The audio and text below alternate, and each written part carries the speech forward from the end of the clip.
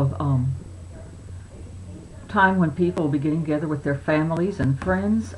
For some, it's a highly religious weekend, but I hope that you'll come back refreshed and happy next week to get into what are we getting close to sort of the end. This week we're going to be talking about two parts of place. Place is really distribution, get the whole point of getting our product to our consumers. It does marketing no good at all. It does no business any good if they have a fabulous product and a huge marketing campaign that gets the word out and then can't get the product to the customer when they want it. If you've ever seen a coupon for a product or seen a sale for something and gone specifically to get it only to find the store doesn't have it, you understand the frustration customers sometimes find. But place and distribution has a whole lot more than that. Primarily channels of distribution, those means we set up to get our product from various points to the final consumer, are set up to overcome some discrepancies. There are four main types that we talk about in your book. First, discrepancy of quantity. We may have too much of something or too little of something. For instance, if you lived on a farm and had cows that each were making roughly 5 gallons of milk a week, you know no family can drink that much milk. So you've got to establish some kind of channel of distribution to get that milk from your farm to the people who have no cows at all. Another is discrepancy of assortment. If you are having pancakes, you need a wide assortment of things before you can enjoy that breakfast of pancakes. You need milk and eggs and flour. You need syrup. You also need plates and forks, pans to cook them in, butter if you like that, fruit if you like that.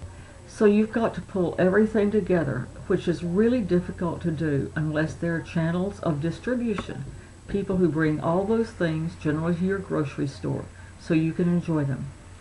Next is temporal discrepancy. If you decided to have a Christmas tree lot, it would be really important that you get set up for your Christmas trees to be delivered well before Christmas, because if they do not arrive on your Christmas tree lot until Christmas Eve, you might as well not even have any at all. If they arrive afterwards, you're really in trouble. And if you have a Christmas tree farm where people come to your farm and cut them, the Christmas trees you're selling this year are going to have to be planted years and years before, 4 to 5 years at least, to get to be big enough to sell for your Christmas tree. So you have to be thinking in terms of time.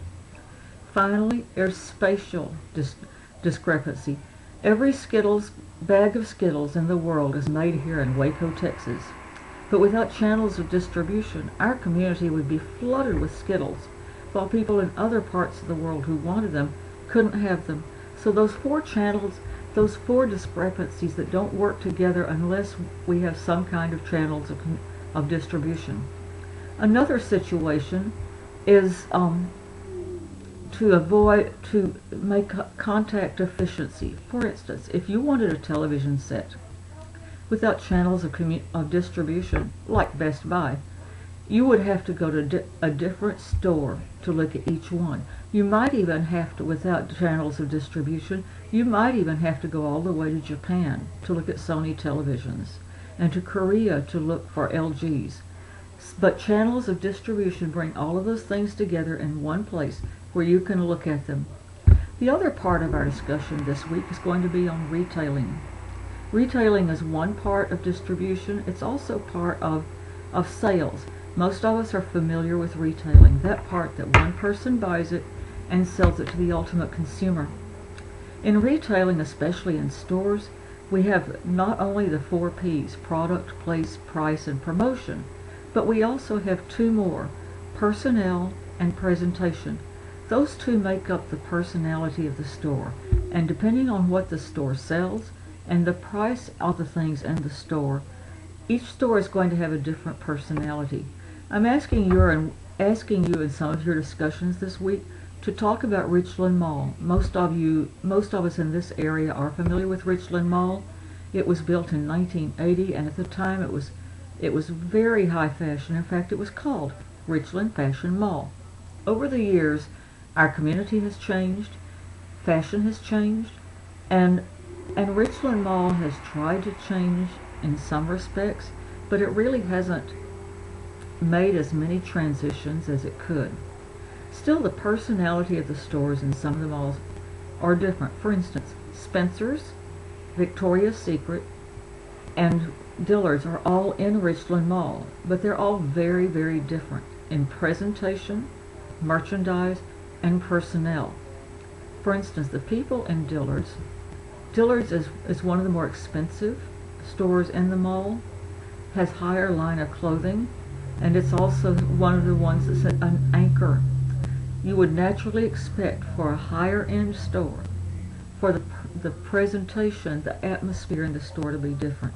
Instead of the loud, clangy, almost heavy metal music that goes on in Spencer's, a quieter music, calm, soothing colors, and personnel who are dressed in a more dignified, business-like manner, and very often a little older. All of that goes together to create the atmosphere of an upper scale store. Spencer's, on the other hand, is loud, raunchy, dark colors, young, hip people, because that fits with the nature of the store. It would be ridiculous for us to go into Dillard's and to see the merchandise that's distributed in Spencer's, for instance.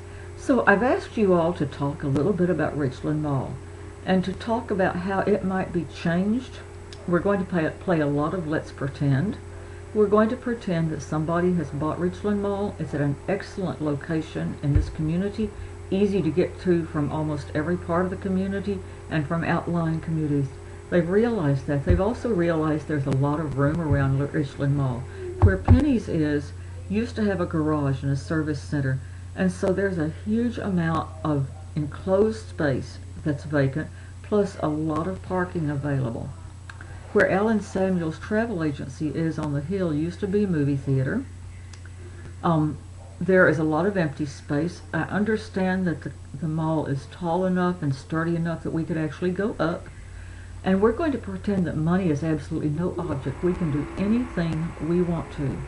So we might look at, do we want to refocus to a different target market and make it more of a destination mall, perhaps for younger people and young families?